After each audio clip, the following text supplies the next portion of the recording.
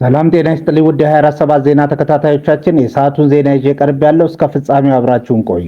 የምንለቃቸው መረጃዎች እንዲደርሳችሁ ላይክ፣ ሼር እና ሰብስክራይብ ማድረጋችሁ እንዳትረሱ በማለት ወደ ዜናው አለፉ።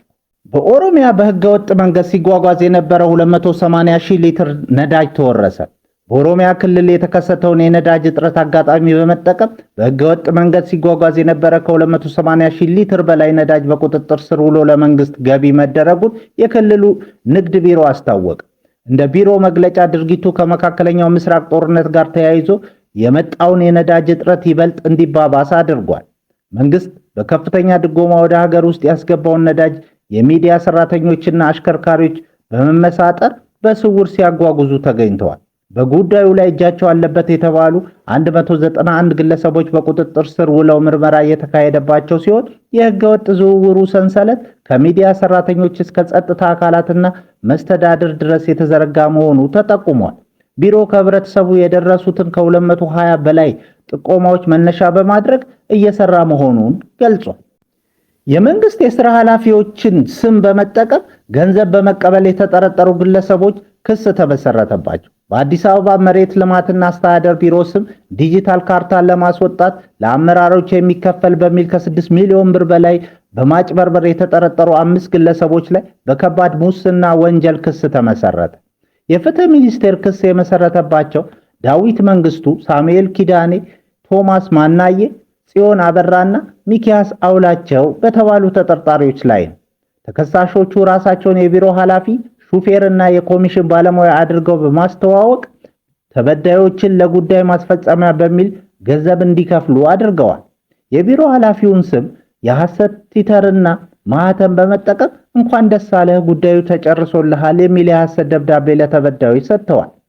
በአንድ ተበዳይ ላይ 6.2 ሚሊዮን ብር በሌላ ተበዳይ ላይ ደግሞ 270,000 ብር በማታለል መቀበላቸው በክሱ ተመልክቷል። ተከሳሾቹ በዋና ወንጀል አድራጊነት በስነ ማጭበርበር እና በህገወጥ መንገድ የተገኘን ገንዘብ ህጋዊ አስመስሎ በማቅረብ የተከሰሱ ሲሆን ለምላሽ ለመጋቢት 23 ቀን 2018 ዓ.ም ተለዋጭ ቀጠሮ ተሰጥቷል። በሌላ ዜና በአሜሪካና በሌሎች 23 ሀገራት BA.3.2 የተሰኘ አዲስ የኮቪድ-19 ዝርያ በፍጥነት እየተሰራጨ መሆኑ ተገለጸ። ይህ ዝርያ በአሁኑ ወቅት በስራ ላይ ያሉ ክትባቶች የሚሰጡትን መከላከያ ሰብሮ የማለፍ አቅም ሊኖረው እንደሚችል ተመራማሪዎች አስጠንቅቀዋል።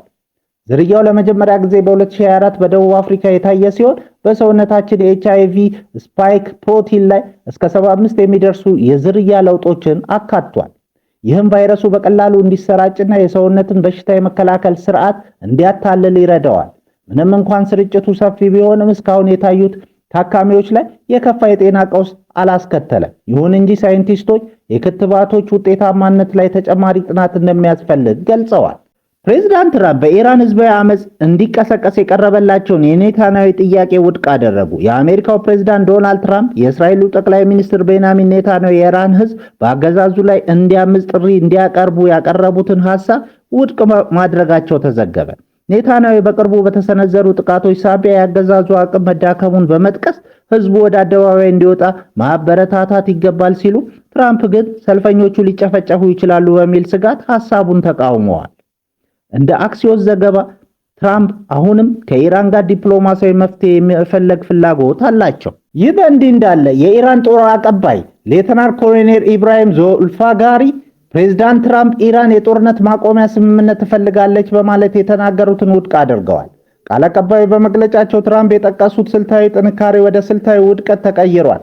የሽንፈቶን ውጤት እንደ ስምምነት አታስመስሉት፣ የባዶ ቃል ኪዳን ዘመኑ አብቅቷል፣ እንደኛ ያለ አካል ከእርሶ ጋር በፍጹም አይስማማም በማለት በኢራን መንግስት ቴሌቪዥን በኩል ለትራምፕ መልስ ሰጥተዋል። ከአሜሪካና እስራኤል ጋር ግንኙነት አላቸው የተባሉ 466 ግለሰቦች በኢራን ተያዙ። የኢራን መንግስት በሀገሪቱ የህዝብ ደህንነት አደጋ ላይ ጥለዋል ያላቸውና ከአሜሪካ እንዲሁም ከእስራኤል ጋር ግንኙነት እንዳላቸው የጠረጠራቸውን 466 ግለሰቦች በቁጥጥር ስር ማዋሉን አስታወቀ።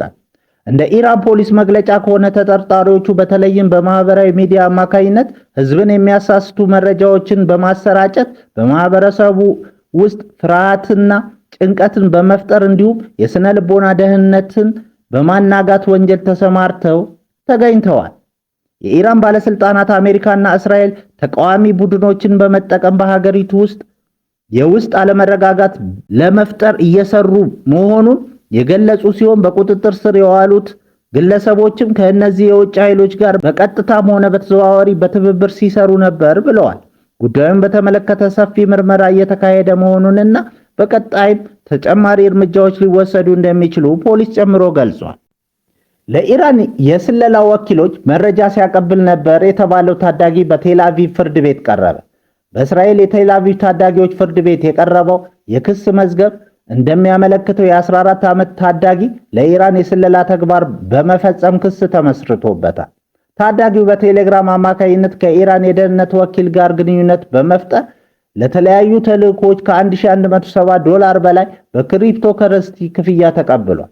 እንደ ፍርድ ቤቱ የክስ ዝርዝር ታዳጊው የፈጸመው ዋና ዋና ተግባራት የኪሪያ ወታደራዊ ኮምፕሌክስ እና የአቺሎቭ የሕክምና ማዕከላትን በቪዲዮ በመቅረጽ ለኢራን ወኪል ማስተላለፍ፣ የእስራኤል የውጭ ጉዳይ ሚኒስትር ጌዲዮን ሳርን የዕለት ተዕለት እንቅስቃሴ መከታተል፣ በሚኒስትሩ መስሪያ ቤት ግድግዳ ላይ የዛቻ መልእክቶችን መለጠፍ ሲሆን ታዳጊው በቁጥጥር ስር ከዋለ በኋላ የትምህርት ቤት ጓደኛው በምርመራ ወቅት የሐሰት ቃል እንዲሰጥለት ለማሳመን መሞከሩ በፖሊስ የምርመራ መዝገብ ላይ ተመልክቷል። የቱርክ ታዋቂ ተዋናይ ሃንዴ ኤርቼል በአደንዛዥ ዝውውር የእስር ማዘዣ ወጣባት። በቱርክ የመዝናኛ ኢንዱስትሪ ውስጥ ትልቅ ድንጋጤ የፈጠረ ዜና ወጥቷል። ታዋቂዋ ተዋናይ ሃንዴ ኤርቼል እና የቀድሞ ፍቅረኛዋ ሃካን ሳንቺ በእጽ አጠቃቀምና ዝውውር ተጠርጥረው የፖሊስ እስር ውሳኔ ተላልፎባቸዋል። ኦፕሬሽን ዶን በተባለው መጠነ ሰፊ የፖሊስ ዘመቻ 14 ታዋቂ የኪነ ጥበብና ማህበራዊ ገጽታ ያላቸው ግለሰቦች ስም በዝርዝሩ ውስጥ መካተታቸውን በርካታ የሀገሪቱ መዝናኛ ብዙሃን ዘግበዋል። ሃንዴ በአሁኑ ወቅት ከሀገር ውጪ በመሆኗ በቁጥጥር ስር ባትውልም ወደ ቱርክ እንደተመለሰች አየር ማረፊያ ላይ እንደምትያዝ ይጠበቃል። በባሃማስ በሚገኙ ሻርኮች ውስጥ ኮኬን ተገኘ። በቅርቡ የተደረገ ሳይንሳዊ ጥናት እንደሚያመለክተው በባሃማስ የባህር ዳርቻ በሚገኙ ሻርኮች ሰውነት ውስጥ እንደ ኮኬን፣ የህመም ማስታገሻና ካፌን ያሉ ንጥረ ነገሮች ተገኝተዋል። የብራዚል የፌዴራል ዩኒቨርሲቲ ተመራማሪዎች ባደረጉት በዚህ ጥናት በሄሎቴራ ደሴት ዙሪያ ከሚገኙ 80 ሻርኮች መካከል ሲሶ ያህሉ በተለያዩ የመድኃኒት ቅሪቶች የተበከሉ መሆናቸውን አረጋግጠዋል። ለዚህ ብክለት ዋነኛ መንስኤ ተብሎ የተጠቀሱት በቱሪዝም እና በውሃ ውስጥ ጠልቆ የመግባት እንቅስቃሴዎች የሚጣሉ ቆሻሻዎች ናቸው። በተጨማሪም በባህር ላይ የሚጣሉ ወይም የሚጠፉ የእጽ ጭነቶች ለችግሩ መንስኤ ሊሆኑ እንደሚችሉ ተገልጿል። ተመራማሪዎች ይህ ሁኔታ የሻርኮችን ባህሪና ጤና ሊያዛባ እንደሚችል በማስጠንቀቅ በባህር ስነ ምህዳር ላይ ሊያስከትል የሚችለውን የረጅም ጊዜ ጉዳት ለመከላከል አስቸኳይ ትኩረት እንደሚያስፈልግ አሳስበዋል። ክቡራን አድማጮቻችን ለሰዓቱ ያልናቸውን ዜናዎች በዚህ እናበቃለን።